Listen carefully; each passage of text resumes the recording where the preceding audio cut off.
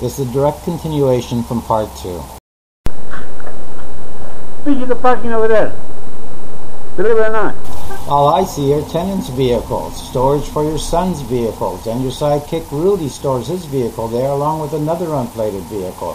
Visitors parking where tenants should be driving, parking in the fire route. So you want to tell me again about visitors parking? I'm not clear on this one. And this one leaves her car parked in the fire route, blocking the exit in clear view of Ariel's window.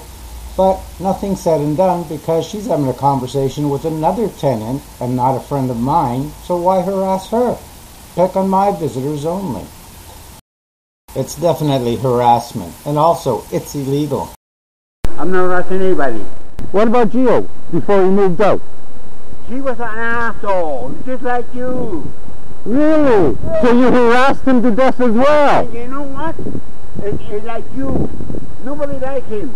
Nobody liked you in the building. Why? The man eventually moved, leaving all of his furniture behind. He died about a year later. Oh, whether Andy or the office is putting you up to it. Now you tell me the office is putting you up to it. They told me to do what it has to, whatever it has to be done here. That's what I do. Nothing else, nothing more. Okay, viewers, maybe this little story will get you back into the mood. I asked questions. Because I don't question, I don't know what they're doing. But do you remember the other summer you're over here, guy parks his van here, two guys, they walk out to visit people there, you say nothing. Oh, you see that all the way? Whoa. The guy asked you for cigarettes, and whatever you granted made him angry. I gave him 2 cigarettes so that he wouldn't walk up to you, because I think he was going to punch you out. Okay? You were there with one of these shopping carts, taking garbage from here over there. You were walking up like this. Me and Mojo were right here. The guy parked his van here, was walking to that door, asked you for cigarettes. I don't know what you said, but he was getting angry. And I gave him 2 cigarettes. Yeah, you don't treat people fairly. Okay? And he doesn't even live here.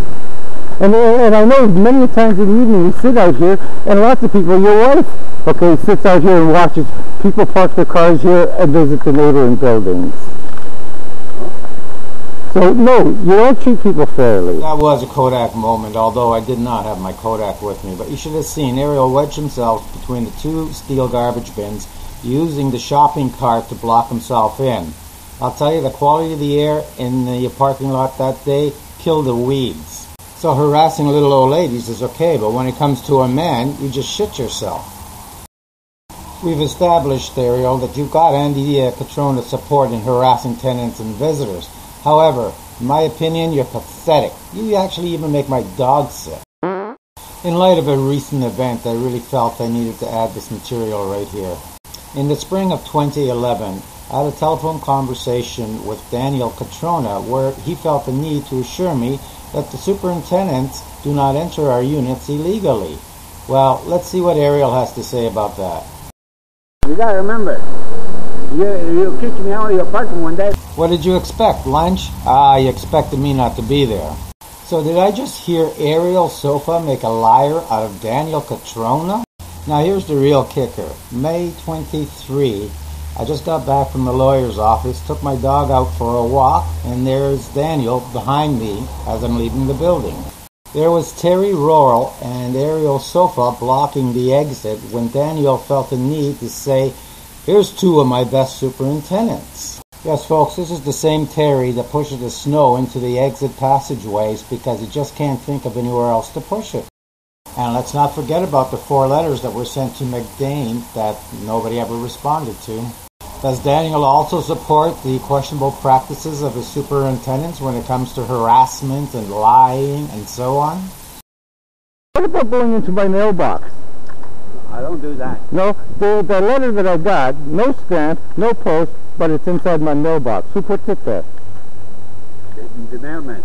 Now, this first letter is of particular interest because Ariel was caught lying by the tenants that he implicated, and as a result of looking like an ass, he continued threatening me. Can you believe that shit?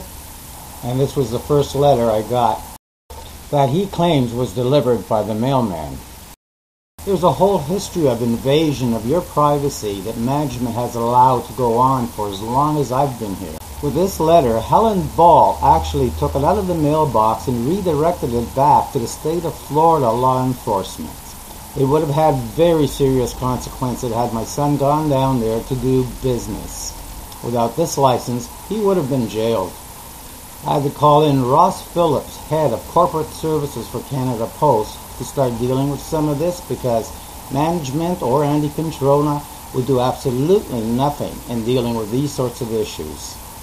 So in conclusion, how many laws have been broken? How many lies has Ariel been caught in? And is this what Daniel meant when he referred to Ariel as being one of his best superintendents? This is all real, but if you've enjoyed the entertainment value of it, stay tuned. This isn't over yet. There's more to come.